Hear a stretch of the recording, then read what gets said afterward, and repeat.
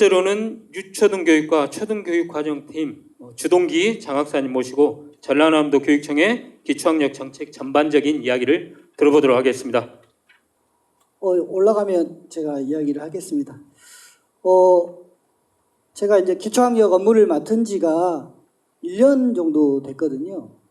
1년 있으면서 한 6개월 정도는 제가 많이 헤맸던 것 같아요.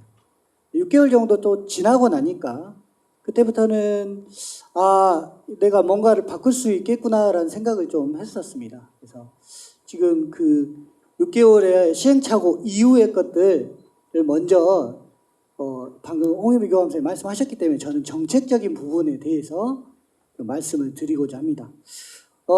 전남교육 포럼 책자 보시면 제 원고를 보고 간략하게 시간은 제가 짧게는 하겠습니다. 말씀드릴게요.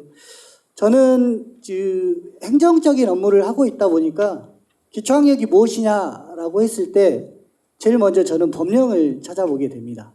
기초학력 보장법과 관련된 시행령 그리고 저희 전라남도 교육청에 속해 있는 조례들을 제가 살펴보거든요.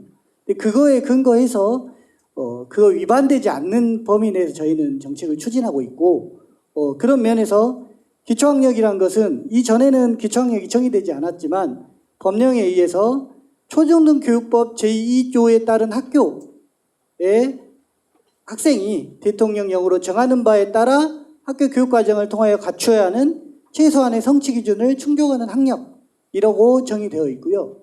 여기에서 이제 제가 유초등교육과인데요. 초중등교육법 2조에 속한 학교는 초등학교, 중학교, 고등학교, 고등공민학교, 특수학교를 다 포함하고 있습니다. 그래서 제가 1월에 이 관련된 고시와 시행 계획을 학교에 고등학교, 특수학교까지 다 뿌렸거든요. 전화를 많이 받았습니다. 네. 하지만 법령에 의하면 이 대상 학교도 다 포함되고 있습니다. 이거에 따라서 저희가 시행 계획을 세웠고 아까 홍현미 교감선생님이 해주신 것처럼 많은 사업들을 지금 추진하고 있습니다. 그 사업들 중에 중요한 것만 저는 말씀드리도록 하겠습니다. 쪽수를 보시면 17쪽입니다. 17쪽에서 제가 말씀을 드리도록 하겠습니다. 이 시행계획을 세우기 전에 고민했던 게 저희가 기초학력 진단보정 시스템 아시죠? 네, 진단보정 시스템 가지고 매월 3월 그리고 12월 그리고 중간에 향상도 검사 3RS 진단검사, 교과학습 진단검사 이렇게 시기별로 계속 보고 있습니다. 그런데 항상 3월은 퍼센티지가 높게 나옵니다. 그리고 12월 되면 다시 거의 아까 제로화처럼 낮게 나옵니다. 그러다가 다시 3월에 다시 높아집니다. 이게 어쩔까요? 계속 반복됩니다. 이거를 끊기 위해 아주 노력을 해야 되겠구나. 이런 것도 생각을 하고 정책을 시작을 했는데요. 저희가 정책들 중에 아까 홍현미 교감선생님 말씀하신 것처럼 저희의 정책의 방향은 예방입니다. 그리고 조기 개입입니다. 그거에 가장 선두적으로 되어 있는 게 기초학력 전담교사제입니다. 아까 홍현미 교감선생님이 시작을 하셨고 저희가 인원수나 이런 것들 현황을 좀 말씀드리면 처음에 40명으로 시작을 했습니다. 그러다가 48명 그리고 50명 지금 올해 50명입니다. 이 50명은 시군별로 조금 학교 수나 이런 학생 수의 차이에 따라서 좀 숫자에 차이는 있습니다. 하지만 22개 시군에 다 있거든요. 그래서 올해 이제 꽤 20년부터 했으니까 20, 21, 22, 23, 4년 정도 됐습니다. 그 내년에는 이게 저희도 유지되기 위해서 아직 확정적이진 않지만 인원이나 이런 거를 계속 정원 때문에 제가 좀 불안하긴 합니다. 이 교원 정원이 줄어들고 있기 때문에 어떻게 될지 모르겠지만 조금 더 확보를 하려고 노력을 하고 있습니다. 확정적이지는 않습니다. 내년에도 유지되려고 노력하고 있는 상황이고요. 이 전담교사 선생님들이 이름이 기초학력 전담교사잖아요. 그래서 중학교 선생님들은 이분들이 무슨 일을 하시는지 정확히 아마 모르실 가능성이 높아요. 이분들은 학교에서 1학년부터 가르치지는 않습니다. 왜냐하면 1학년은 학교에서 담임선생님이 한글을 가르치는 시기이기 때문에 그때 저희가 전담교사를 가지고 개입하지는 않습니다. 2학년부터 개입을 하기 시작해서요. 읽지 못하는 아이들, 아까 지훈이처럼 그런 아이들, 그리고 수색이나 이런 게 전혀 되지 않는 아이들, 그런 아이들을 지원을 하고 있습니다. 처음에는 어찌 보면 이게 인사하고 엇갈리다 보니까 그 선생님들이 원하는 학교 그리고 속해 있는 학교를 지정해서 배치를 했는데 제가 작년에 오면서 어떻게 했냐면 학교를 먼저 선정을 했습니다.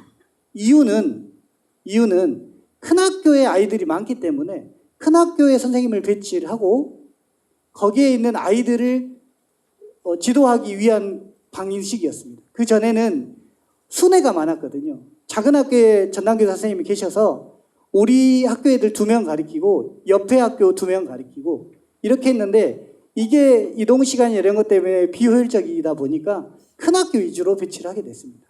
그래서 그 아이들을 가르치는데 이 인원수가 지금 저희가 선생님들 광주 같은 경우는 조금 적습니다. 8명 정도 파견 선생님에다가 실제로 저희가 한 30여 명 광주 같은 경우 된다고 합니다. 그 사람들이 학교가 가깝기 때문에 왔다 갔다 하면서 아이들 가르치는데 광주의 30명은 전남의 50명에 비하면 너무나 숫자가 적습니다. 그래서 실제로 한 아이당 2시간 정도밖에 못 가르친다고 합니다. 저희는 4시간 또는 5시간 정도를 가르쳐서 최대한 빠른 회기에 아이들이 이게 도달한다고 보기보다는 학급의 수업을 빨리 쫓아가게끔 하는 형태로 지원을 하고 있고, 점점 이제 정책이 시작될 때보다 조금 더 내실 있게 운영하려고 하고 있고요. 작년에 또 하나는 그전에는 문해력, 수해력을 구분을 지었는데 제가 통합을 했어요. 이유인 즉슨 문해력 안 되는 아이들이 당연히 수해력 안 되는 거거든요. 별도로 운영해서 한다는 게 아까 홍유미 교감생 말씀하신 것처럼 언어 능력이 좀 돼야지 수해력도 되지만 또 수해력은 그때 또 안 만지면 또 따라가기 힘들거든요. 그래서 이 2가지를 같이 하기 위해서 저희 영역을 통합해서 이번에 선발을 했고 그렇게 운영을 하고 있고 지원들은 뭐 순회 수당도 드리고요. 연구활동비도 드리고 출장 여비도 드리고 직전 연수를 또 실시하고 있고 중간에 아까 읽기 따라잡기 연수 그리고 순수읽기라고 또 발음 중심 연수를 올해부터 개설을 했거든요. 근데 그 연수 그리고 진단도구 연수 진단도구도 수해력, 문해력 연수 이렇게 다양한 연수를 또 제공을 하고 있어요. 그리고 전담교사 다음으로는 저희가 학습종합클리닉센터입니다. 학습종합클리닉센터가 22개 청에 다 있어요. 근데 학교에서 잘 신청을 안 하시는 경우도 있어요. 또는 어떤 청은 너무 많아서 그게 또 문제가 되기도 합니다. 그래서 학습종합클리닉센터는 인지적인 게 문제가 아니라 비인지적, 그러니까 심리정서 사회성에 대한 지원, 학습심리, 그다음 학습 코칭에 중점을 두고 지원을 하고 있습니다. 이 센터 안에는 담당 장학사님이 저희 몇 분 오셨는데요. 담당 장학사님들이 고생을 하세요. 어떤 큰 장학사님 업무 중에 일부의 하나로서 자리 잡고 있지만 아주 중요한 일을 열심히 하고 계신 지역청 장학사님들인데요. 이 학습종합클리닉센터에서는 장학사님과 학습심리상담사 선생님 2분이 계세요. 그리고 이 학습심리상담사와 그리고 장학사님이 지역에 있는 인력풀 또는 전문가들을 구축을 합니다. 그게 학습 코칭단이에요. 이분들은 뭐 학습 상담도 하시고 학습 코칭도 하시고 그리고 뭐 인지치료, 미술치료 뭐 이런 각종 치료 지원도 좀 하시고 캠프 운영도 하시고 이런 형태로 비인지적인 거를 좀 도와주기 위해서 역할을 다 하고 계세요. 근데 점점 코로나 시국에는 학습종합클리닉센터가 약간 학력 쪽에 좀 건드린 편도 있었거든요. 근데 이번에는 그걸 조금 원상태로 복귀를 하기 위해서 내년에는 학습 심리와 학습 코칭에 집중해서 운영할 예정입니다. 그리고 지역마다 조금씩 아마 신청하는 형식도 다르고 운영되는 것도 달랐는데요. 이번에 이제 운영 매뉴얼을 좀 통일해가지고 전체적으로 보급을 해서 일관된 지원을 갈 수 있도록 그렇게 노력을 하고 있습니다. 이 학습종합클리닉센터 같은 경우는 예산이 꽤나 많아서 올해도 많은 예산이 좀 투입될 예정입니다. 그리고 다정다감 교실하고 천천히 배우는 학생인데요. 다정다감 교실은 초등 1학년 또는 2학년 그리고 이전에는 기초학교 전담교사 쌤들에 대한 어떤 학급 운영비 형태였거든요. 근데 올해도 지속적으로 이게 예산이 투입이 되었고 천천히 배우는 학생 지원은 저희가 천천히 배우는 학생 지원 조례가 있어요. 그 조례에 의해서 저희가 한 7억 가까이 예산을 가지고 있습니다. 그 예산을 원하는 학교에다가 지금 지원해드리고 있고, 요거는 이제 기초학력 관련된 아까 경계성 지능 아이 있죠? 71에서 84 지능 지수를 가진 아이들을 집중 지원하기 위한 예산입니다. 그리고 또 한 가지는 저희가 읽기곤란 학생 지원 프로그램이 또 있어요. 읽기곤란 학생은 작년에는 저희가 100만 원 정도를 드렸습니다. 이 드리는 방식이 두 가지인데요. 광주교대에 있는 통합지원센터, 이제 산학협력단 산하에 있는 그 센터에다가 저희가 어찌 보면 진단하고 치료비를 위탁해서 예산을 드려요. 그러면 신청을 받아서 광주교대 센터 하나하고 지역마다 있는 그 외부 기관들이 있죠. 그 기관들하고 또 지원을 또 100만 원 정도를 했습니다. 근데 올해는 예산을 조금 늘렸어요. 120만 원 정도 지원을 해주고 있고 또 한 가지는 대상을 초등학생에 한해서 했는데 중학생까지 늘렸습니다. 그래서 그런 게 좀 되어 있고 내년에는 이 난독증 학생 지원 조례였는데 이번에 조례가 이름이 난독학생 지원 조례로 조금 안에 내용이나 이름이 좀 수정이 돼서 내년에는 절차를 조금 달리해서 운영할 예정입니다. 진단을 하고 그에 맞는 치료를 좀 더 명확하게 하기 위해서 그런 식으로 조금 내년에는 운영될 예정이고요. 그리고 또 한 가지는 이거는 이제 코로나 때문에 어찌 보면 시작한 사업인데요. AI 맞춤형 온라인 학습 콘텐츠 지원이라 해서 사설 어찌 보면 콘텐츠긴 하나 교육 소외 지역에 한해서 그리고 작은 학교나 다문화 학생이 좀 많은 학교 그리고 교과학습 이거는 3RS보다는 교과학습 미도달 학생이 많은 학교를 대상으로 지원을 올해 25억을 했습니다. 그래서 학교별로 예산을 좀 드렸거든요. 드린 예산 가지고 작은 학교 같은 경우는 아주 만족도가 좋다고 하고 있습니다. 이와 더불어서 이제 교육부에서는 얼마 전에 공교육 정상화 관련된 정책을 내놨잖아요. 거기 중에 책임교육 학년제라는 게 있습니다. 거기 안에 AI 코스웨어 관련된 지원을 하겠다고 해요. 근데 이 사업이 제가 말하는 AI 맞춤형 온라인 학습 콘텐츠 사업과 거의 동일합니다. 그래서 내년에는 이 사업이 조금 더 확대 지원이 되지 않을까라고 생각을 하고 있습니다. 그리고는 이제 진단보정 시스템 관련돼서 제가 3월에 또 9월에 전화를 많이 받습니다. 오시는 분들이기 때문에 전체적으로 맥락을 좀 말씀드리고 마무리 짓도록 하겠습니다.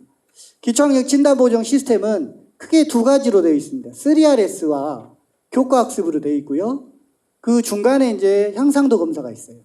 3RS 검사 같은 경우는 말 그대로 아까 읽기, 쓰기, 세마기, 중학교는 수, 이해, 활용 이렇게 되어 있거든요. 이건 3월에 보는데 초등은 3학년만 봅니다. 3학년만. 그리고 중학교는 필요한 아이들만 봅니다. 고등학교 1학년까지. 그렇게 보고 그 다음에 4, 5, 6학년은 안 봅니다. 전체적으로 안 봅니다. 전수로 안 봅니다. 그런데 교과학습 진단검사를 4학년부터 초4부터 고1까지 봅니다. 보는데 거기에 미도달이 나왔을 경우에 필요하면 3RS를 볼 수 있습니다. 그렇게 되어 있어요. 그리고 향상도 검사는 교과학습 미도달 학생들을 보고 나면 등록을 시켜요. 그 아이들을 6월, 9월, 12월에 걸쳐서 3차에 걸쳐서 진단보정 시스템을 통해서 또는 온라인 출력으로 해도 됩니다. 그렇게 해서 아이들 향상도를 측정하게 돼 있어요. 근데 향상도 문항들이 이것도 전화를 많이 받는데요. A형, B형, C형의 차이가 무엇이냐? 단순하게 말하면 A형은 전년도 전체입니다. B형은 전년도 반틈, 올해 반틈. C형은 올해 겁니다. 그래서 점점 난이도가 높아지겠죠. 그래서 6월에는 A형을 봐주신 게 맞고요. 그다음에 9월에는 A를 통과했으면 B형을 보여준 게 맞고요. 12월에는 B를 통과하면 C형을 봐주신 게 맞습니다.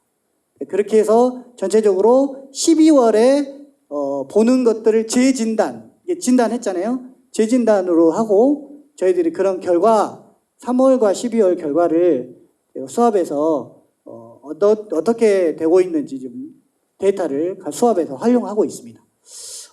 그리고 이제 이 진단보정 시스템과 관련된 사이트들이 여러 개가 있어요.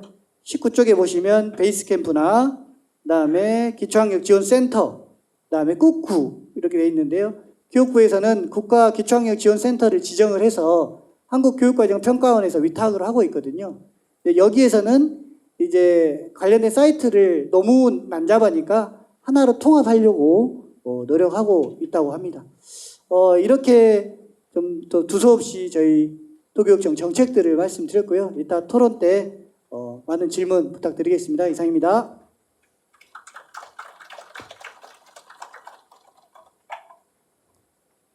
네, 기초학력과 관련해서 도교육청에서 실시하고 있는 여러 가지 정책 사업, 또 다중 지원책에 대해서 말씀하셨는데요. 말씀하셨듯이 그 궁금하신 사항이랄지 이런 부분이 있으면 메모해 놓으셨다가 있다 질문하시면 되겠습니다.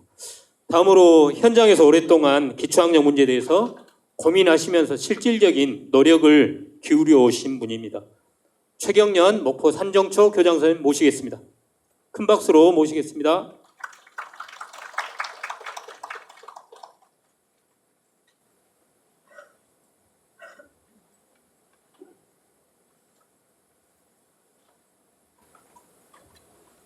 네, 선생님들 반갑습니다. 다시 인사드리겠습니다. 목포 산정초등학교 최경련입니다. 앞서 우리 홍윤비 교감 선생님께서 전남 기초학력의 현황, 그 다음에 또 타겟책들을 이렇게 말씀을 주셨고요. 또 그 기초학력센터에서 지금 주 업무를 총괄하고 계시는 주동기 장학사님께서 전남 기초학력의 전반적인 정책적인 부분들을 말씀을 하셨습니다. 사실은 오늘 선생님들이 궁금해하고 있는 점들이 기초학력에 대한 논점들을 좀 더 나눠보고 싶지 않나 싶습니다. 그런데 지금 제가 그 말을 꺼내는 것은 좀 적절하지 않겠다 생각이 들어져요. 그래서 이제 제가 그 써놓은 글의 맨 앞부분에 기초학력에 대한 그 이야기와 그 다음에 교과 최소 성취 기준에 대한 이야기, 그 다음에 기초학력 대상 아동에 대한 그 기준들이 지금 나와 있고요. 2022 개정교육과정이 사실은 2024년 내년부터 1, 2학년에 시행되어지는데 이제 지금 말하는 작년에 2022년도에 기초학력 보장법이 시행되고 난 이후에 학교 현장에서 기초학력 보장법이라는 것이 시행된 줄도 얼마나 인지하고 있을까 이런 생각이 지금 듭니다. 어쨌든 간에 이렇게 제도가 지금 하나 또 들어서게 됐고요. 그것과 발맞춰서 정책적인 부분에서도 여러 가지 의미 있는 변화들은 주고 있다고 홍윤비 교감선생님께서 말씀을 주셨습니다. 그런 지점에 있어서 저는 오늘 두 가지 관점으로 쌤들과 말씀을 나눠볼 생각입니다. 하나는 전남 교육 정책에서 다 자세한 부분은 말하지 않고요. 한 4가지 정도 문제를 가지고서 제언을 한번 하고 싶고요. 그 다음에 기초학력 이전에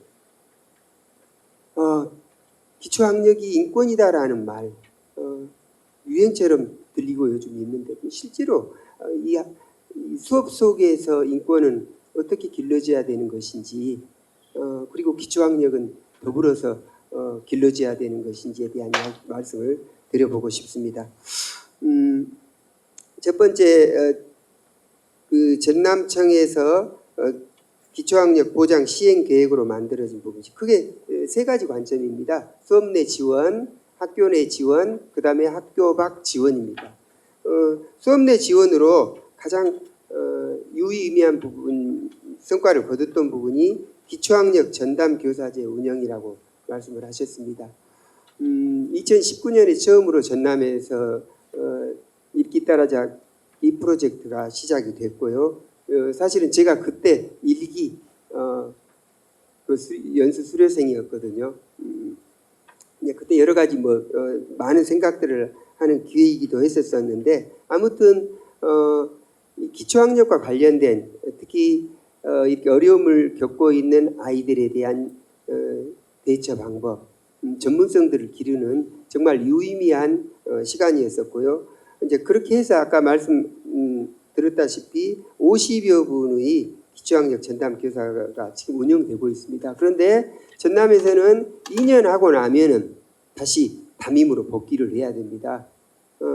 근데 이렇게 익힌 그 전문성들이 그러면은 1, 2학년 선생님으로 복귀해가지고 그 전문성을 교실 속에서 수업 속에서 이렇게 발현해서 우리가 그 맞지 않는 이 부진화를 이 기초학력 대상 아동을 만들지 않는 것 이상 중요한 게 어디가 있겠습니까? 그런데 그런 아이들이 발생해가지고 2학년부터 3학년부터 그때 다 뒤늦게 조기 예방이라는 관점, 처방이라는 관점으로 이야기가 돌고 있는데 이건 앞뒤가 맞지 않는 부분이다 이런 생각이 들어요. 그래서 제가 드리고 싶은 말씀은 기초학력 전담 교사분들이 1, 2학년 그 담임으로 복귀할 수 있는 이 길이 열려야 된다. 이것은 정책적으로 어떻게 할 수는 없겠지만 이거 학교에서 이런 분위기를 만들어야 되고 교육청에서도 적극적으로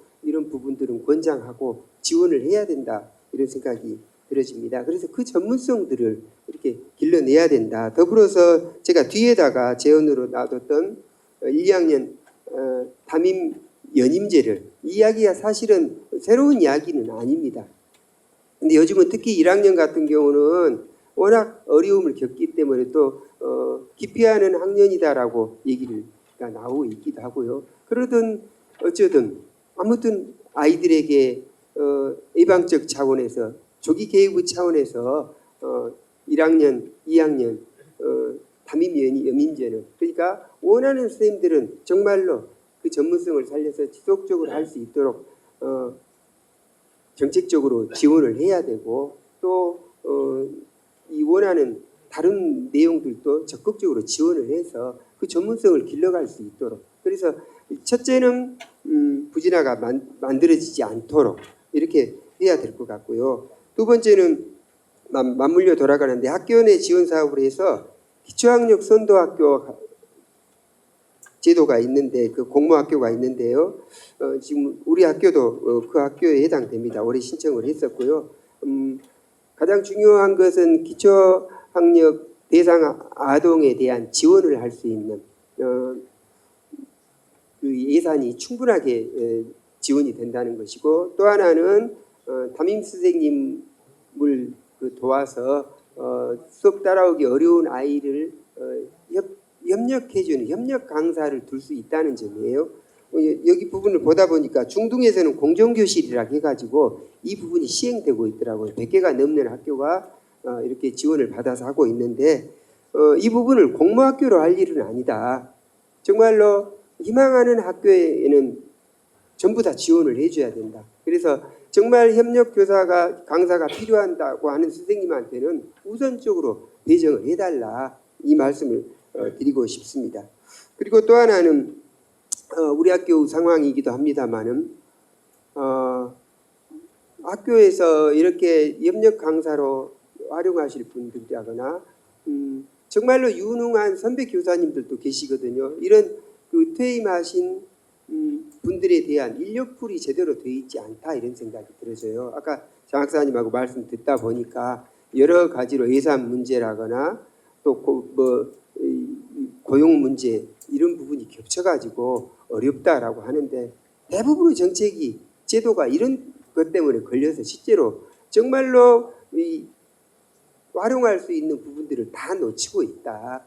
이런 부분들은 정말로 우리가 또다시 요청하고 분노해야 될 일이다. 저는 그렇게 생각을 합니다. 또 하나는 1, 2학년 담임 연임제를 다시 한번 또 말씀을 드리자면은 1학년 아이들은 특히 초등학교 6년의 단계에서 봤을 때는 별개의 아이들이거든요. 더더군다나 유치원에서 놀이 중심의 수업 그리고 여러 시설들이 전혀 다른 그런 교육 환경에서 자라다가 딱 책상이 있는 딱 앉아서 수업을 해야 되는 1년 사이에 하루 사이에 사실은 유치원에서 1학년으로 들어오면 그러니까 1학년 아이들이 이 교실 속에서 심리적으로 위압감, 압박감, 두려움들이 아주 크다는 것을 이 기초학력 지도를 하면서 저는 알게 됐었거든요. 이런 부분들 그러려면 정말로 전문적인 능력을 가지고 있는 이렇게 선생님들 그리고 원하는 선생님들을 적극적으로 1, 2학년에 배치를 해서 연임할 수 있는 문화 이것은 또 학교에서 우리 교원들이 정말로 머리를 맞대고 숙이기를 해서 결정을 해야 될 일이다. 또 하나 뭐 얻어맞을 얘기로 저는 알고 있습니다만은 학교 분위기가 사실은 선생님들이 지금까지 담임을 선택했던 것들이 20년 전쯤에 그 전에는 어땠습니까? 관리자가 그냥 다 원하는 대로 지명을 했잖아요. 학년을. 그래서 그 부분들을 보완하는 차원에서 학교에 근무하고 있는 연수가 높은 분들에게 많은 점수를 줘서 원하는 학년을 이렇게 맞도록 했어요. 그 시절에는 저는 그게 필요했다라고 생각을 합니다. 지금의 시절에는 저는 그거 맞지 않다. 정말로 전문성을 살릴 수 있는 그리고 우리 학교의 실정, 우리 아이들의 실정에 맞는 거기에 적합한 선생님이 그 학년을 맡을 수 있도록 이렇게 되어져야 된다. 이 문화를 우리가 만들어가는 것이 학교에서 아프지만 해야 될 일이다. 이렇게 생각을 합니다. 그리고 유치원생들이 이 초등학교 입학했을 때 이런 부적응하는 어려움을 겪는 이런 문화를 바꿔주기 위해서는 유치원과 1학년이 연계가 돼야 된다. 최소한 병설 유치원, 또 단설 유치원도 인근의 학교하고 연계되는 것도 참 좋겠다는 생각이 들어요. 그리고 아까 홍윤비 교감선생님께서 말씀하셨지만 유치원 때 요즘은 특히 다문화 아이들이 많기 때문에 이렇게 언어적인 부분에서 발음이 제대로 안 되는 아이들이 참 많거든요. 크게 힘들이지 않고 언어 치료할 수 있는 부분들이 많은데 이런 것들이 유치원에서 조기에 치유가 된다고 하면 참 좋겠다. 근데 이게 초등으로 와가지고 1학년, 2학년 이렇게 경우에 따라 방치돼 버리는 아이들. 그래서 이 아이들이 3학년, 4학년 이렇게 됐었을 때 거의 따라가지 못하는 이런 현상들이 많이 벌어지고 있는데요. 이제 그 부분에서도 도교육청에서는 적극적으로 이 부분을 지원할 수 있는 시스템을 만들어 주셨으면 좋겠다 이런 생각이 듭니다. 제가 그 유인물을 따로 한 장씩 아까 드렸었는데 받으셨는가 모르겠습니다. 저는 여기 나온 까닭이 사실은 기초학력을 보장하는 수업을 해야 된다라고 하는 이야기를 하러 나왔습니다. 물론 천천히 느리게 배우는 아이들이 있습니다. 그 아이들의 경우를 또 대처하는 방법들은 따로 있다라고 보고요. 인간으로서 존엄이 보장되는 수업을 어떻게 해야 될 것인가. 제가 하나의 예를 들어보겠습니다. 인권이 존중되면서 아이들에게 기죽게 하면 안 된다. 자존감 낮아져서 안 된다. 이런 이야기들이 많이 유행을 했었습니다. 지금도 그렇기도 하죠. 소위 부진화로 낙인 찍혔던 기초학력 대상 아동들에 대한 배려로 친구들 앞에 기죽을까 봐 담임들이 눈 감아주는 현상. 이게 사실은 교실은 상황에서 이렇게 벌어지고 있는 일이다. 저는 그렇게 생각을 하고 있고요. 근데 이게 과연 존엄성을 지켜주는 일인가? 공부 못하는 것은 배려 대상이 아니다. 그리고 그 아이의 문제도 아니다라는 생각을 저는 합니다. 가장 중요한 것은 이를 바라보는 이런 현상이 나타나는 주변의 분위기를 시선을 바꿔내는 일이 배려다. 그리고 그것을 실천하는 첫 번째 첫 단추가 교실이라는 생각을 가지고 있습니다. 그래서 아까도 쭉 그 제도와 정책적인 부분들을 말씀을 하셨지만은 아무리 제도가 바뀌고 정책적인 부분들이 보완이 된다고 해도 결국은 아이들을 직접적으로 지도하는 사람은 교사이고 그 장소는 교실이라고 하는 것입니다. 그래서 가능한 지금의 지점에서 우리가 협력해서 만들 수 있는 이 수업은 어떤 것이고 그 문화는 어떻게 만들어야 되는가에 대한 이야기를 드리고 싶어요. 지금 개별화 수업이라는 이름으로 기초학력 지원 대상 아동들 지도를 선생님들이 정말로 없는 시간 쪼개서 오후에 하고 계십니다. 그런데 이것이 아이들의 정서를 생각하면서 정말로 인지적인 부분만이 아닌 정서적인 부분까지 감안해가면서 지도할 수 있을 만큼의 시간이 또 그 기회가 충분히 주어지고 있는가에 대해서는 저는 그렇지 못하다라고 현장에서 보고 있고요. 그래서 개별화 수업 이전에 함께하는 교실 수업에서 우리가 그 아이들이 소외되지 않는 수업을 어떻게 해야 될 것인가 그 부분을 한번 말씀을 드리고 싶습니다. 소위 이런 말 있잖아요. 성적주의가 만들어낸 학습 지원 대상 학생. 옛날 같은 학습 부진화라는 말이죠. 성적주의가 만들어낸 우수 학생. 특성들이 딱 드러나죠. 대부분 보면 이렇습니다. 낮은 자존감이라고 한마디로 말할 수 있지만 열등감. 아까 누구였죠? 지윤이 같은 아이는 교실 속에서 아주 착한 아이에 해당됩니다. 투명 인간이라고 볼 수 있어요. 별 문제를 일으키지 않기 때문에 그냥 다 넘어갑니다. 근데 요즘은 어떻게 돼 있냐? 그렇게 투명 인간처럼 앉아 있는 아이보다 이 수업 속에서 수업을 진행할 수 없도록 만드는 아이들이 계속해서 지금 더 많이 발생을 하고 있는 현실이거든요.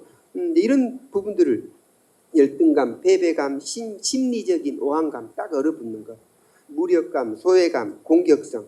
이 공격성 때문에 수업이 제대로 안 되는 거죠. 협응력이 낮아서 부적응하는 부분, 자기 관리 능력은 뭐 말할 것도 없고요. 수업이 되지를 않습니다. 이런 아이. 그 다음에 그러면 소위 말해서 우사라고 하는 아이들은 우월감인데 이 우월감이라고 하는 것이 정말로 자기의 인성을 다른 아이를 위해서 같이 나눌 수 있는 그런 능력을 기르는 것이 아니라 말 그대로 우월감, 나는 너보다 낫다라고 하는 것. 이게 이제 사회적으로 팽배한 현상이기도 하죠. 또 더불어서 그런 아이들 중에 공격성을 똑같이 띠고 있는 성향 아이들도 있습니다. 그러니까 모두가 패배자인 거죠. 이 부분을 어떻게 바꿔야 될 것인가. 우리가 아이 눈으로 머무르기 이런 얘기를 하는데 어려운 아이들에 대한 연민의 마음 없이 그것은 불가능한 일이다 이런 생각이 듭니다. 그래서 첫 번째가 할 일은 따뜻한 학급 문화 만들기입니다. 예를 제가 적어놨는데요. 이 부분을 선생님들께서 같이 한번 봐주시면 좋겠습니다. 첫째는 요즘 경계 세우기가 안 되어 가지고 아이들이 지킬 일, 해서는 안 되는 일에 대해서도 인권이라는 이름으로 넘어가 버리는 경우가 있거든요. 어떤 경우에도 안 되는 것은 절대 안 된다라고 하는 것이 이게 학급만이 아니라 학교 내에서 공통적으로 세워져야 되는 건데요. 이게 남한테 피해 주는 행동, 이게 소위 말해서 학교 폭력이라는 이름으로 여러 가지 이 심리적인 부분 또 이 물리적인 부분으로 드러나고 있죠. 그 부분들을 우리 학급에서는 허용되지 않는다라고 하는 것, 수준에 맞는 발표 기회 제공하는 것, 다 이렇게 손들고 하잖아요. 잘하는 아이 중심일 수밖에 없다라고 하는 것. 그래서 손들고 발표하는 문화를 없애야 된다. 학급 내에서.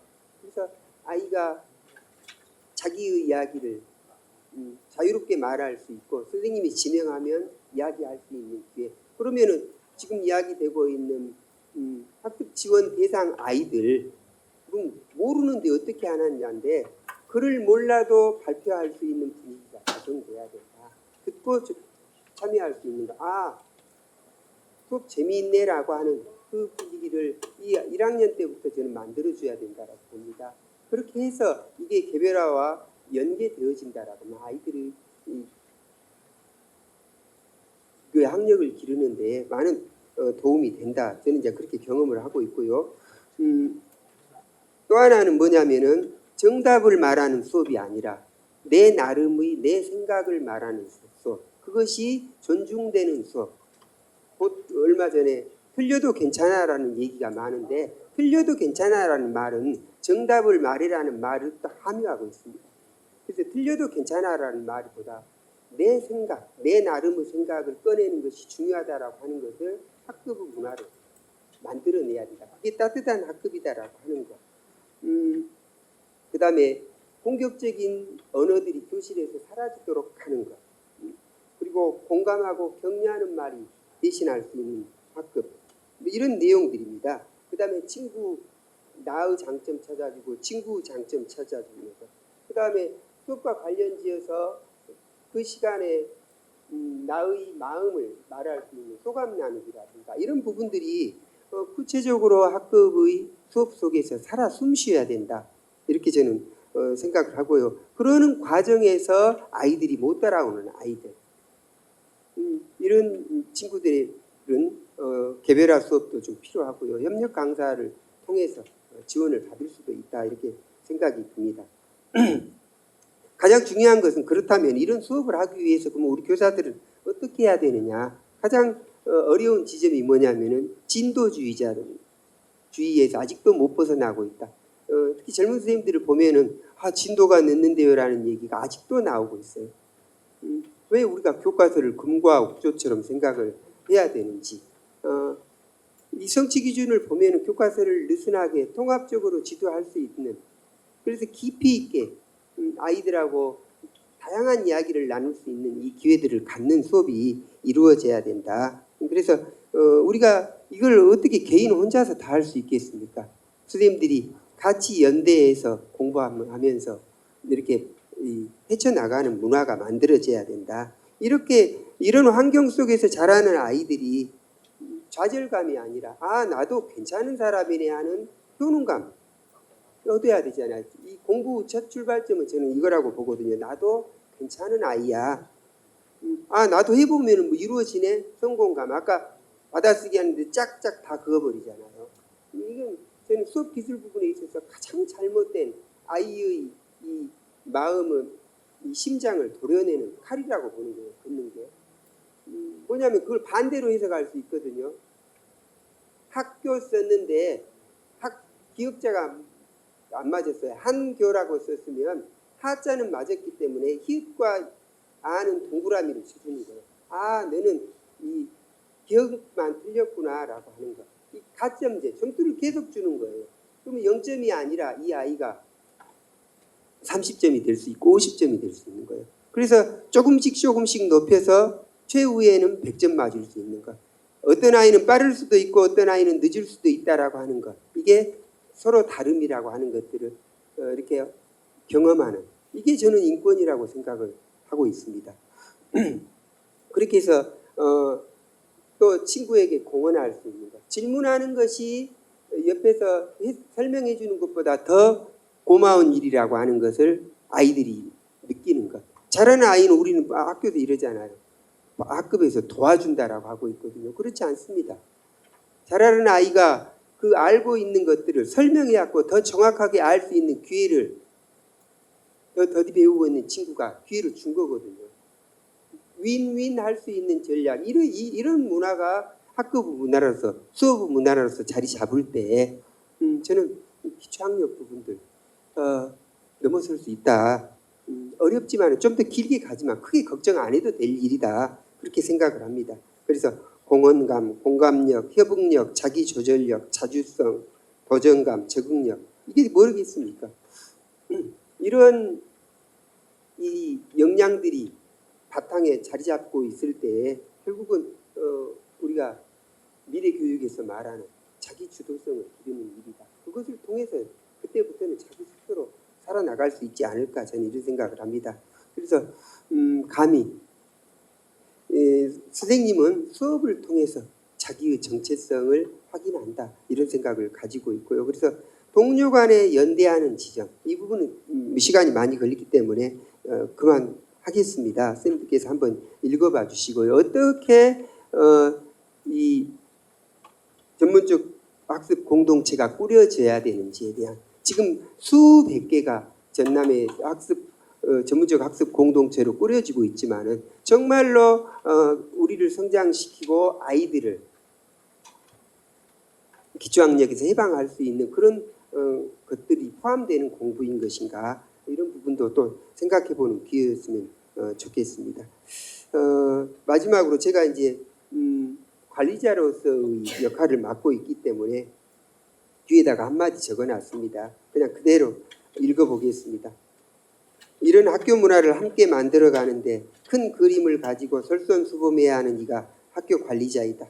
동료 교사와 함께 손잡고 나아가는 이가 학교 관리자이다. 법령의 해석, 운영계획의 수립의 지원자이며 또한 함께하는 실행자여야 한다.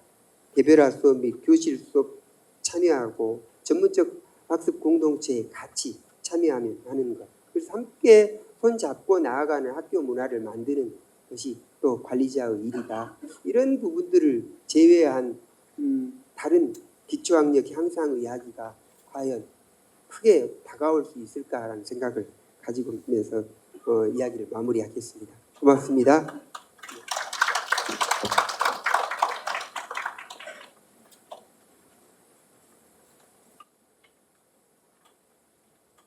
네, 감사합니다. 여러 가지 정책 제안도 해주셨고 또 선생님께서 실제로 학급을 운영하시면서 경험했었던 여러 좋은 경험들을 또 나눠주셨습니다. 나중에 또 마찬가지로 더 듣고 싶은 이야기는 듣도록 하겠습니다. 네, 마지막 패널입니다. 지금까지 이야기와는 약간 결이 다른 이야기로 그런 논조로 이야기를 해주실 분입니다. 더 긴 말은 하지 않겠고 바로 모셔서 듣도록 하겠습니다. 이영민 선생님 소개합니다.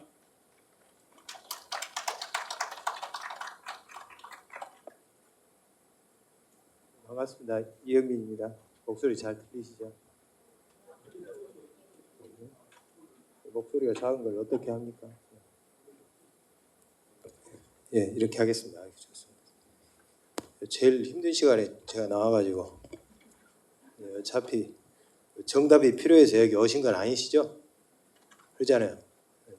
남 이야기 듣고 돌아가서 머리띠 둘러매고 오늘 나온 이야기를 실천하기 위해서 오신 건 아니라고 생각하고 이제 저도 현장에 있는 그냥 교사지만 제가 이제 하나만 소리 하는 걸 제일 싫어하거든요.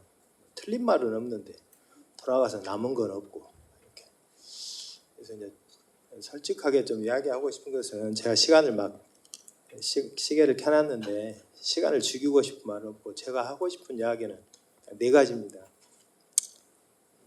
제 개인적인 생각이긴 하지만 제 개인이 사회적 경험의 반영물일 수밖에 없고 개인의 생각이지만 우리 사회적 경험의 연장에 있을 수밖에 없기 때문에 네 생각이야 라고만 생각하지 않았으면 좋겠고 제가 이제 두 번째로 교육의 문제를 해결할 때 가장 저도 이제 50 중반에 가고 있지만 가장 문제를 일으킨 사람이 자기가 옳다고 생각한 사람들이 제일 문제를 많이 일으키고 어떤 특정 조건 하나만을 강조하는 사람들이 사실 대부분의 문제를 일으키거든요. 이렇게 시간 약속을 잘 지켜야 돼. 공감 능력이 있어야 돼. 뭘 이렇게 어떤 한 가지만 가지고 하는 사람들이 사실 문제를 많이 일으켰기 때문에 저도 이제 그런 문제를 이야기한 겁니다. 최근에 나온 학습 연구자나 심리학자나 조직 사회학자들 한 말이 물리적으로나 사회적으로나 어떤 결과물이라는 것은 수많은 조건의 결과물인데 그런 여러 가지 조건을 고려하지 않는 조직사회 문화나 이런 문제들을 좀 되돌아봐야 된다. 이런 것이고 제가 결론적으로 이야기한 건 가르쳐서 인위적으로 사람을 변화시키려고 하는 것은 굉장히 폭력적이고 이건 교육이 아니다. 나는 학대라고 저는 생각하거든요.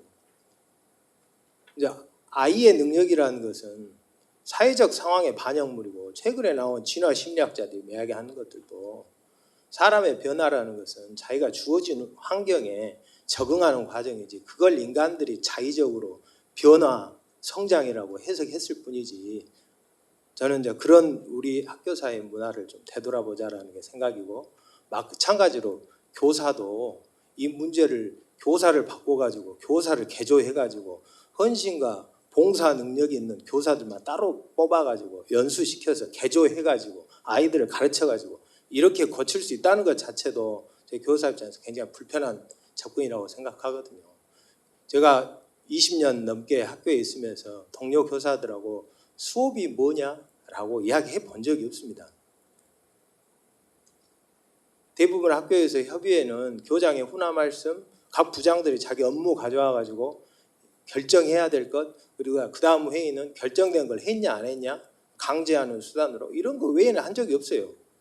근데 제가 우연치 않게 작은 학교에 혁신학교 하면서 10년 동안 혁신학교 활동을 하면서 정말 수업의 목적이 뭐냐, 애들은 왜 공부를 안 하지, 애들한테 뭐가 필요하지 이런 이야기를 처음으로 해봤어요.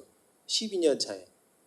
그러면서 제가 바뀐 게 있어서 그런 부분에 대해서 제가 생각하는 입장에서 학교에 뭐 이런 지점과 부분이 자극을 받으면 교사들도 자연스럽게 변화하더라 이런 부분을 이야기하려고 했는데 제가 하고 싶은 이야기를 이렇게 글로 써놓으면 내가 뭔 말을 하려고 했지 이게 잘못다. 떨어뜨릴 때는 검은색 물감이었는데 물에 떨어지고 나면 흔적이 남지 않는 것처럼 그런 느낌 아시겠죠? 예. 첫 번째 이제 이야기합니다. 예.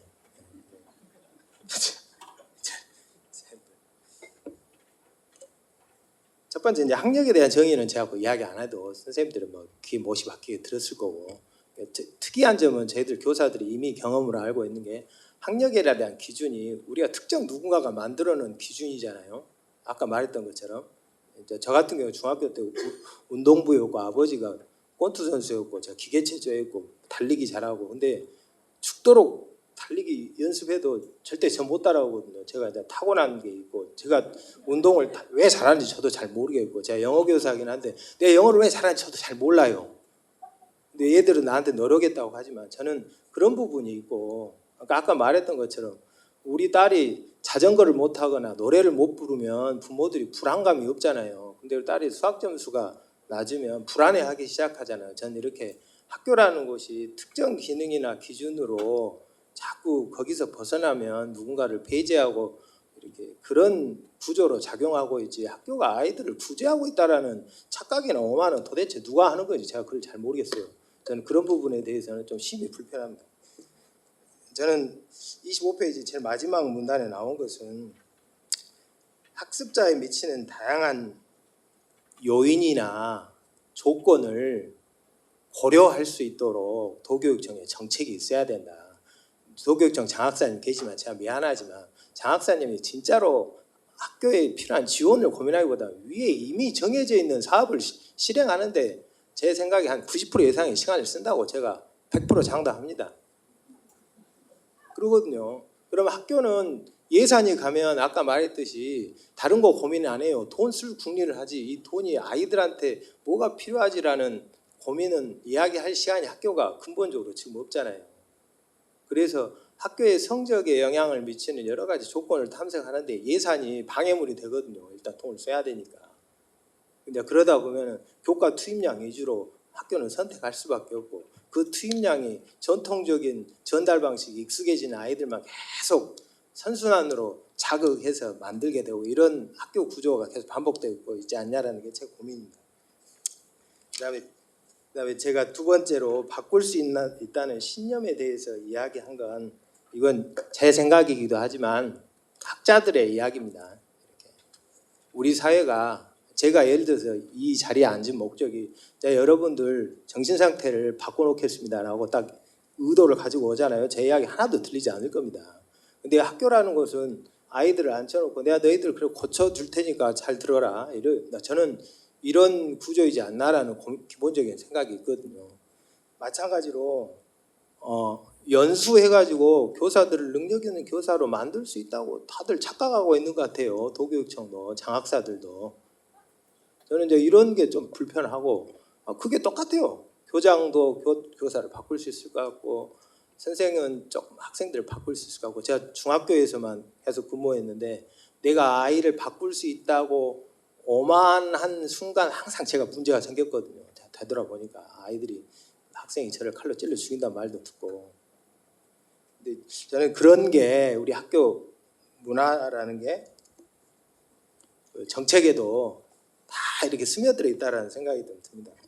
이제 전 두 번째 문단에 보면 결과라는 것이 다양한 조건의 결과물이다라는 것이 제가 끊임없이 반복하고 싶은 이야기입니다.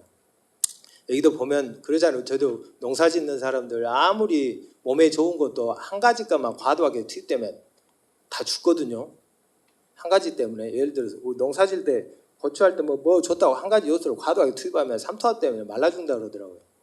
아무리 단백질이 좋다고 그래서 넌 아침 저녁까지 단백질만 먹어 그러면 다 죽거든요. 우리 이렇게.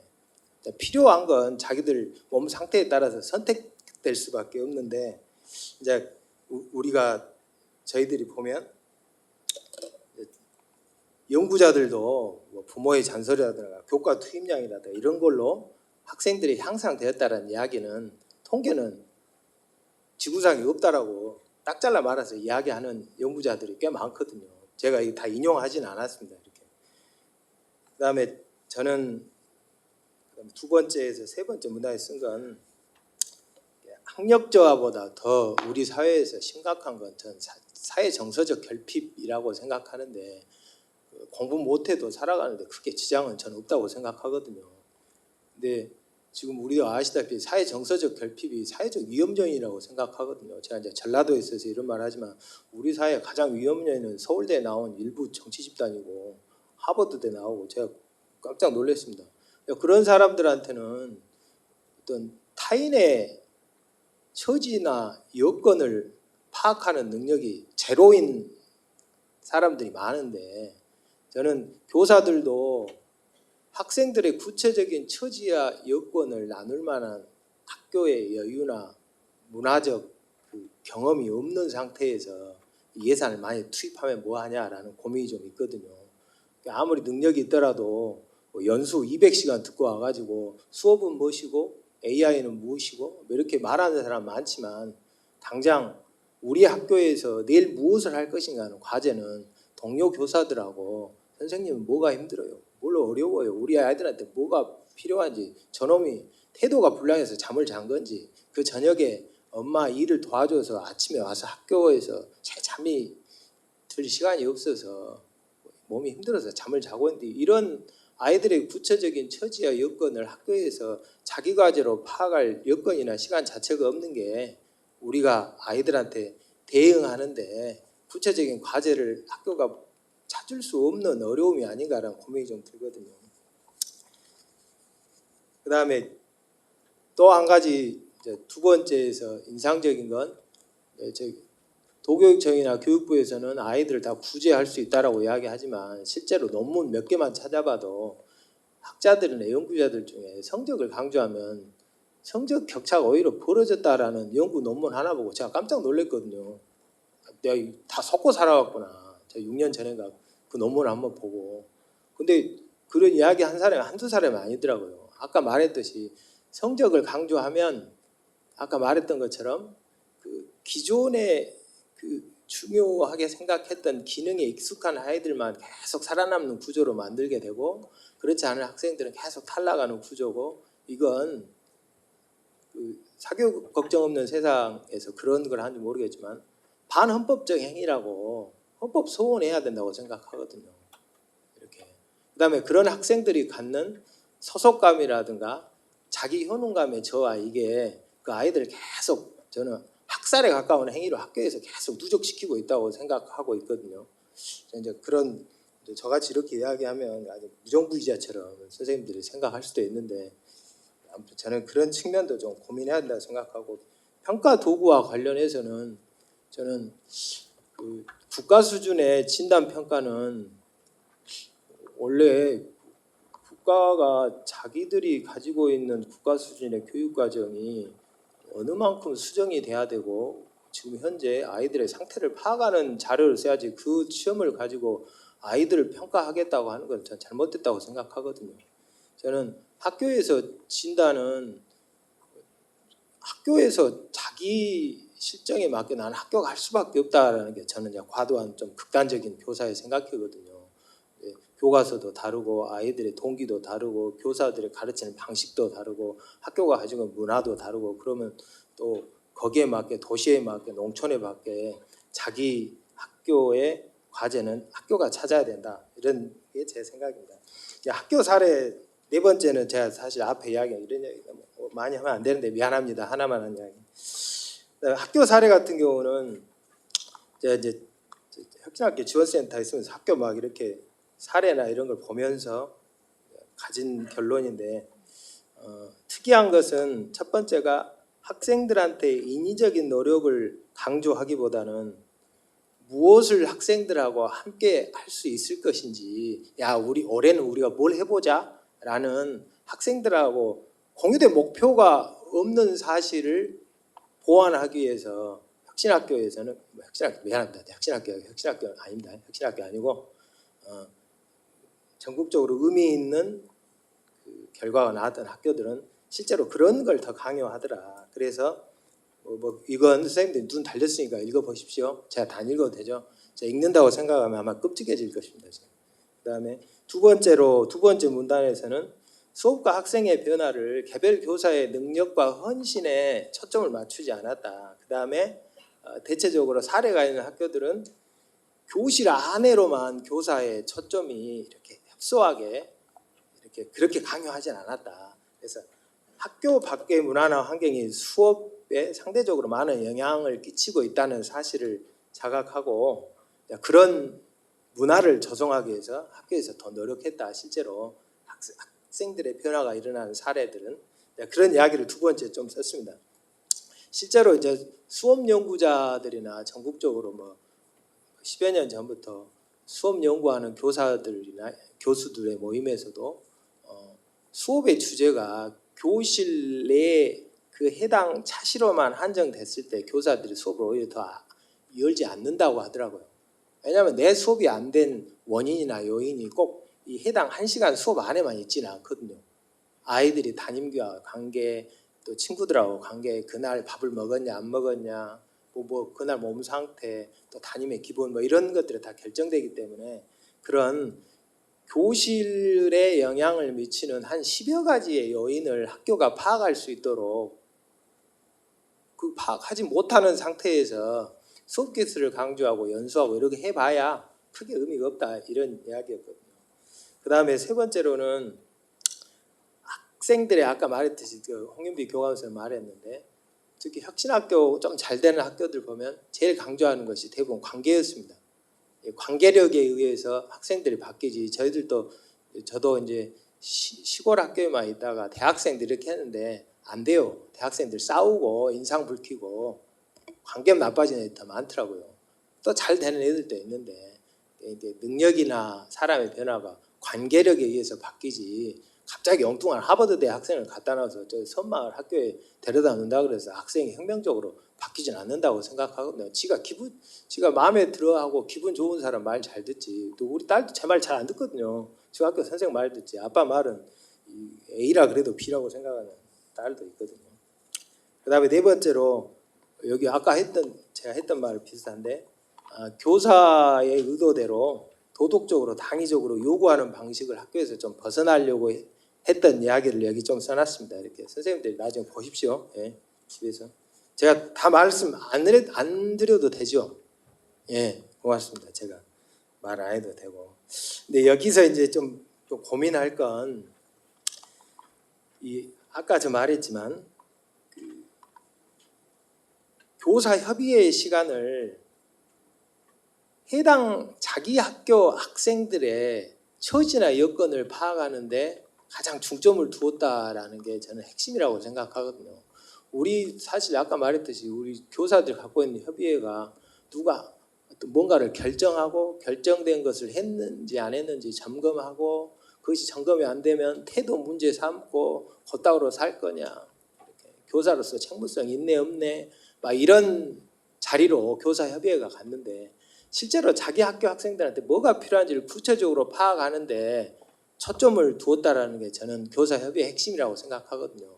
저는 교사의 능력은 어떤 그 점수나 교장 말을 잘 듣냐 안 듣냐 내 의견에 동의를 해주냐 안 해주냐 이런 문제가 아니고 저는 상황의 반영물에 불과하다고 생각하거든요. 제가 우리 학교 아이들의 상황을 교사들이 구체적으로 공유되었을 때 그 다음에 그 역할에 맞는 그 상황에 맞는 자기 역할은 자연스럽게 교사들이 도덕적 강요하지 않더라도 선택한다라는 게 저는 그런 믿음이 있거든요. 나만의 믿음은 아니지만 그런다고 책에 또 써져 있기도 합니다. 이제 그런 분위기나 여건 조성은 또 학교의 몫이라고 생각하고 그런 문화를 어떻게 만들어 나갈 거냐, 그 도교육청에서 뭘 강조하냐라는 것에 의해서 바뀔 수도 있는 부분이 있다. 좀 그런 생각을 합니다. 학교에 있다 보면 여기도 썼는데 우리가 저는 지식 소비자라고 생각하거든요. 교사들은 거의 소비자 역할에 충실해가지고 명망가들 이야기는 2시간, 3시간이고 잘 듣거든요. 근데 동료 교사들이 뭐 때문에 힘들어하는지 우리 아이들의 구체적으로 필요한 건 뭔지 나는 수업을 뭐라고 생각하는데 이런 이야기를 동료 교사들하고 나누는 건 시간 낭비라고 생각하는 학교 문화가 좀 있다고 생각합니다. 저는 이제 그런 게 바뀌는 것이 학교 문화지 뭐 이렇게 협의회에서 내 의견이 막 관철돼야 민주적이고 교장 선생 의견은 반드시 묵살돼도 되고 저경력자 선생들은 묵살돼도 되고 나이 묵은 선생들은 꼰대니까 입 다물어야 되고 나 이런 게 나는 꼭 학교 민주주의는 아니라고 생각하거든요. 저는 아무튼 학교에 실질적으로 공식적인 소통 수단이 어떤 식으로 활용되고 있는지라는 문제를 좀 고민해 볼 필요가 있다. 이야기했고 그다음에 이거 제가 시간 1분 안에 끝내겠습니다. 그다음에 제가 29쪽에 마지막에 좀 쓴 것은 실제로 학교들 사례들 보면 수업 기술 같은 것도 상당히 많이 접목했다. 그런 것은 뭐 가르친 양의 확대 문제보다 이렇게 아무튼 그런 이야기는 선생님들이 읽어보면 될 것 같습니다. 그다음에 교육활동 방식의 변화는 학생을 어떤 우리 수업에서 중요한 협력 대상으로 생각하자라는 그런 문화가 있었을 때 교사하고 학생들하고 상호 변화가 좀 쉬워지더라. 이런 사례들도 저희들이 좀 안내하고 풍부해줘야 학교가 좀 바뀌지 않을까라고 고민해서 좀 이야기해봤습니다. 이건 이제 도교육청의 세부 점이고 저는 이제 고민해볼 점은 제가 이것만 고민하는 전문가가 아니라 제가 한 1년만 더 고민했으면 한 책 한 권을 쓸 수 있을 것 같은데 제가 4일 고민해갖고 쓴 거라 살짝 나왔습니다. 고민해볼 점은 제가 이제 도교육청 장학사진이 이렇게 받아안기는 힘든 문제 같은데 그 기초 기본 학력이라는 문제를 어떻게 해결할 것이냐 구체적인 방법은 도교육청에서 제시할 수도 없고 제시해서도 안 된다라는 게 제 생각입니다. 그건 학교의 몫이지 도교육청은 우리가 어떤 문제를 해결해야겠다라는 방향성을 제시하고 이 방향성으로 예산을 쓸 수 있도록 우리는 예산을 이렇게 했고 그런데 이런 문제를 해결하는데 이런 다양한 사례들이 있어요. 사전 뒤지듯이 사전처럼 찾아서 그래 우리 학교 상황에 맞는 거 이렇게 한번 해볼게라고 그런 방식으로 쓰이는 게 낫지 않을까 그런 생각이 좀 들거든요. 그다음에 이제 학교가 그런 자기 학교만의 과제를 찾는데 자기 학교만의 과제를 찾아본 경험이 전무하다는 게 우리 학교 문화의 좀 가장 취약한 맹점이 아닌가. 그러려면 도교육청에서 구체적인 사업이나 과제를 학교에 내려먹이는 것은 굉장히 저는 좀 생각해 봐야 될 문제라고 생각하거든요. 저는 학교의 조직 문화가 내려온 것을 잘 수행하는 그 순응하는 집행구조에 20년, 30년 머물게 되면 학자들은 구성원들이 무능해진다고 이야기하거든요. 제일 대표적인 집단이 군대하고 검찰이잖아요. 제가 이렇게 참 서울대에 나왔는데 이렇게 무식한 사람들이 많은 사회 구조라는 사실을 제가 학교도 그럴 수 있다고 생각하거든요. 그래서 힘들어도 학교가 과제를 찾아라라고 해야지 도교육청은 방향만 제시해 주라라는 게 좀 그 고민해 볼 점이라고 제가 적었고, 그다음에 두 번째로 좀 같이 고민해 볼 점은 전에 어떤 분하고 학교 밖에 분하고 이야기했는데, 우리 그 교사들의 연수가 너무 지나치게 학교 안에만 협소하게 이렇게 초점이 맞춰져 있고 확장적이지 못하다. 시선이 너무 교수 기법이나 기술에만 머물러 있다. 이유가 뭐냐 이렇게 해가지고 저도 궁금해서 뭐 연수원이나 이렇게 뭐 저런데 뭐 정보원 이런 데 물어봤더니 예산 쓰기가 까다로워서 유명한 사람들을 부르지 못한다 이 이야기를 들었거든요. 우리 정해진 그거대로밖에 쓸 수 없기 때문에, 예를 들어서 요즘 유명한 분들을 부르려고 하면 그런 어려움들이 있긴 한데, 아무튼 교사의 시선이, 예를 들어서 이제 아까 말했던 것처럼 교사가 수업을 잘하고 싶은데 자기 시선이 교실 안에만 머무르면 수업 변화가 더디듯이, 교사의 시선이 학교 안하고 교실 안에만 머무를 수 있는 환경을 조금 벗어나게 해주는 역할을 연수원이나 교육청이나 이런 데서 좀 다양하게 해야 교사들이 이렇게 좀 시선이 확장되고 이렇게 넓어지지 않을까. 그리고 사회적 요구로부터 학교가 상당히 좀 멀어지고 있다는 부분에 대해서는 학교 밖에서는 지적이 계속 들어오고 있고, 그다음에 학교 만능주의에 대한 지적도 학교 밖에서 끊임없이 있거든요. 저희들한테만 말을 안 하지. 그래서 기초 기본 학력의 문제도 학교의 교사들이 다 해결할 수 있다 이런 것은 사실 좀 불가능한 상태이기도 하고, 그다음에 뭐 학교 취약천 미취학 아동들부터 시작해가지고 지역사회 여건이라든가 지원 체계 시스템이 지자체하고 이렇게 협력에 의해서 기관이나 마을별로 이런 것이 잘 만들어지게 해서, 그래야 학교가 협력자로서 역할을 하고 할 수 있지. 학교가 내려온 일을 집행하는 데만 너무 분주하게 이렇게 했으면 학교의 기능이 계속 이렇게 저는 더 낮아질 수밖에 없는 여건을 도교육청이나 우리 사회가 조장하지 않았으면 좋겠다라는 생각이 듭니다. 제가 이야기를 너무 길게 했습니다. 미안합니다.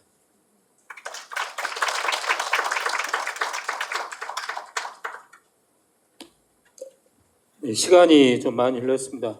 그렇지만 뭐 짧게라도 이 포럼 과정 속에서 여기 선생님들이 느끼셨던 여러 고민이랄지 질문이 있으시면 또 나눴으면 좋겠습니다. 강연자 발제자분들 다 이쪽으로 올라와 주시기 바랍니다. 먼저 제가 사전 질문을 하나 받았었는데요. 그 질문 먼저 드리고 그 다음에 플로어에서 질문 받도록 하겠습니다. 다문화 가정의 자녀들이 기초학력 부진이 심각합니다. 입학 전 영유아기에 다문화 가정에 대한 한글 수학학습 지원이 필요합니다. 이 의견 또 질문에 대해서 혹시 말씀해 주실 분 있으시면 말씀해 주십시오.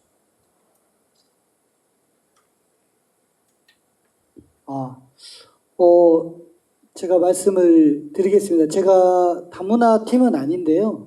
그리고 유아팀도 아니고 질문이 다문화팀, 유아팀에서 답해야 될 사항인 것 같은데, 우선은 유아교육에서는 유아팀에서는 한글 지도를 좀 안 하고 있습니다. 그래서 그 기초학력이라고 보는 게 좀 유아기에는 언어 발달이라고 보시면 그게 뭐 어떤 놀이나 이런 걸로 지도를 하고 있기 때문에 좀 지도하기에는 그 시기가 맞지 않아서 초등학교 1학년 때 지도하는 게 맞는데요. 그렇다고 하더라도 무조건 지도를 안 한다는 것은 또 맞지는 않거든요. 놀이나 이런 다양한 걸로 언어 환경에 좀 많이 노출되게 하는 형태가 유치원 교육인데, 그러면서도 이제 다문화 학생들에 대한 거는 초등에서는 저희는 일반적인 기초학력 관련된 지원 정책을 하고 있고, 다문화 쪽에는 지금 올해 같은 경우는 여름방학 때 한글 관련된 캠프를 지금 하고 있어요. 한국어 지도 자격증 있으신 분들 가지고, 그리고 아마 국제교육원에서는 그 관련된 아이들을 지원을 하고 있는데, 다만 이제 학교라는 이게 법령에 있는 초중등 학교에 속한 게 유치원은 학교가 아니기 때문에 지금 상황에서는 저희만 지원을 하고 있고, 유아팀에서는 제가 어떤 그 기초학력 관련된 것 정책을 아직까지는 하고 있는 것은 보지는 못했어요. 근데 그것도 참 의미가 있고 저희가 또 명기해야 된다는 걸 충분히 감안하고 있거든요. 그래서 한번 기초학력이나 다문화나 유아팀이 좀 같이 협력적으로 좀 이야기를 하고 해야 될 것이지만 기본적으로 지원에 대한 방향성의 유아교육의 방향성의 문제이기 때문에 그거는 조금 그게 아마 불가능하지 않을까 싶어서 다른 정책적인 것들 실제로 언어를 지도하지 않는 범위 내에서의 지원 같은 경우는 충분히 협의해서 논에서 이제 지원할 수 있는 방향성을 한번 찾아볼 접점이 있다고 생각이 듭니다. 네. 말씀하실 분 없으시죠? 혹시 질문이 있으시면 한번 질문해 주시기 바랍니다. 없으신가요? 그러면 좀 생각하실 동안에 한 가지 더 좀 질문하겠습니다. 이 자리에는 중학교 선생님들도 많이 참석하셨는데요. 중학교 선생님이 아마 해주신 질문 같아요. 중학교에도 한글을 못 읽고 영어 알파벳도 모르며 분수에 덧셈, 곱셈이 안 되는 학생이 너무 많습니다. 학교에서 담임하면서 수업하면서 이 학생들을 지도하기는 너무 과한 업무이므로 교육청에서는 보다 전문적 진단과 지원을 해 주셨으면 좋겠습니다. 이런 이제 의견이 있으셨어요. 또 하나 이와 비슷한 게 만약 학생이 중학교에 진학했어도 그 학생의 학력 수준이 초등 기초학력 수준에 못 미치면 초등 선생님이 중학교에 와서 그 학생을 지도할 수는 없는 것인지 이런 좀 답답한 심정을 표현하셨는데 이와 관련해서 혹시 답변을 해주시죠. 네, 제가 이제 두 가지 측면에서 한번 말씀을 드리겠습니다. 먼저 그 한글을 못 읽고 영어 알파벳도 분수에 덧셈, 곱셈이 안 되는 학생. 제 생각에는 이 학생은 아까 저희가 그 경계선 지능을 가지고 있는 그 천천히 배우는 학생, 저는 범주에 드는 학생이라고 생각을 일단 하고요. 이 학생들은 초등에서 선생님들이 많이 노력을 하셨어도 그러한 결과를 가질 수밖에 없는 경우가 있거든요.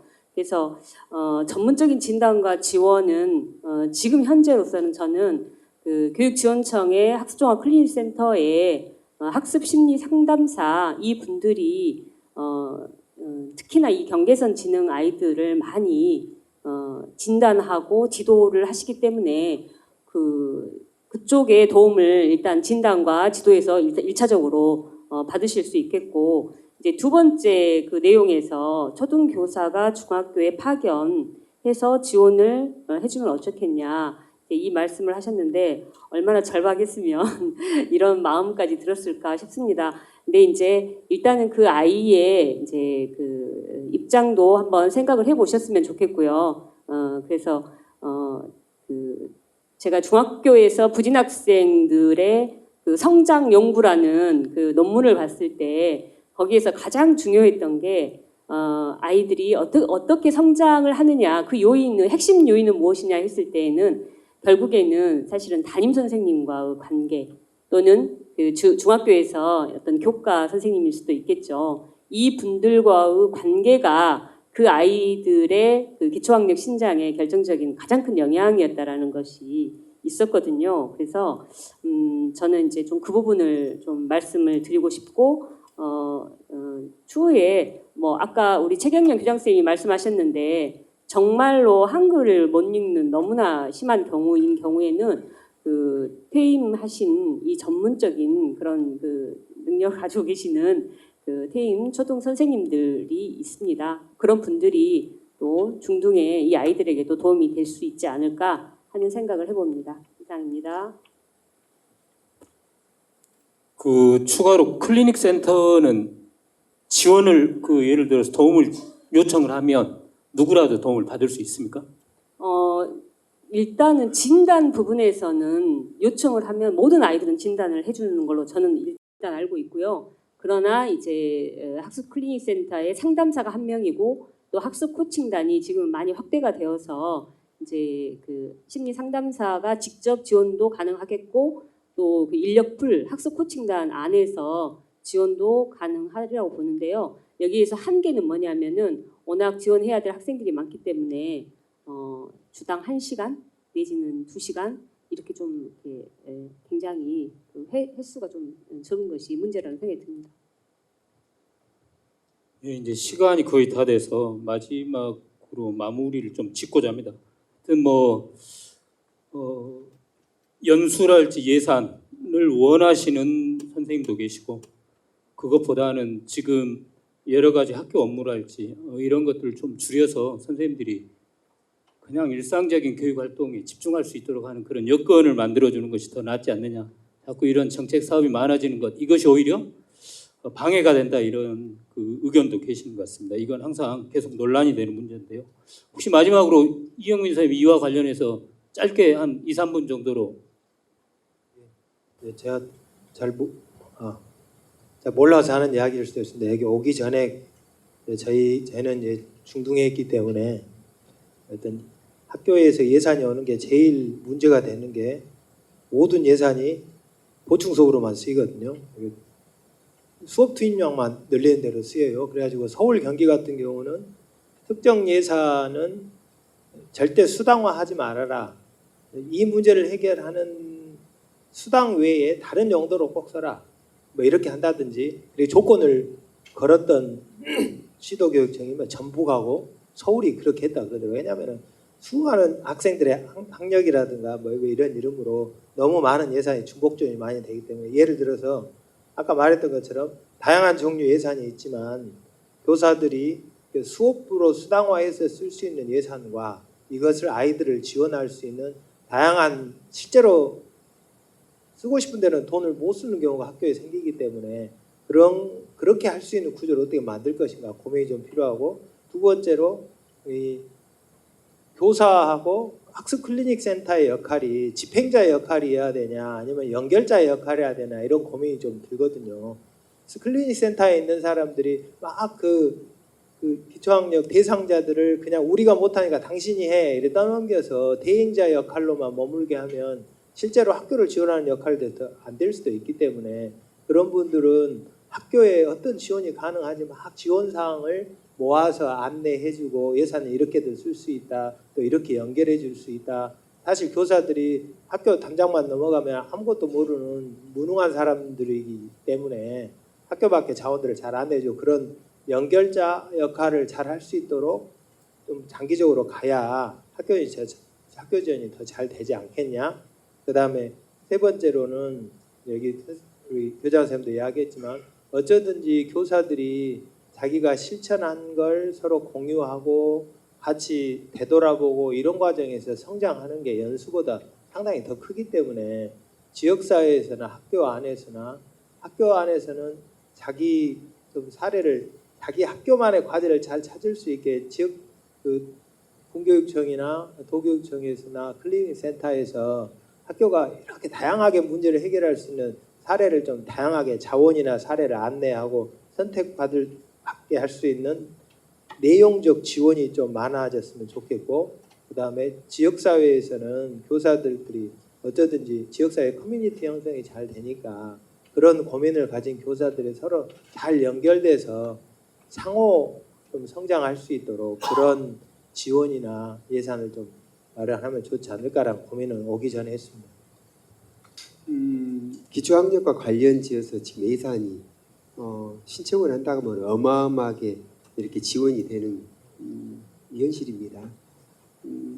정말로 필요한 학교, 그 학교의 실정에 맞게 이 예산이 필요한 그 지점들을 도교육청에서는 좀 더 정확하게 봐주셨으면 좋겠고요. 그래서 그것이 연속성 있게 그 학교에서 이 의미 있는 변화를 둘 수 있도록 이렇게 지원을 해줬으면 좋겠습니다.